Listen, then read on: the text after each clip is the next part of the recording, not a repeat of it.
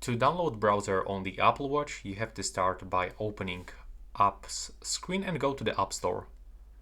Next, by going to the search, you will have to search for the browser. So input that phrase and click on the search.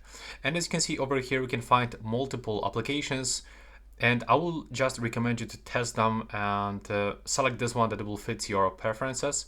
So they looks like they are free, but unfortunately, after you download all of those apps, you will have to purchase some kind of these subscriptions.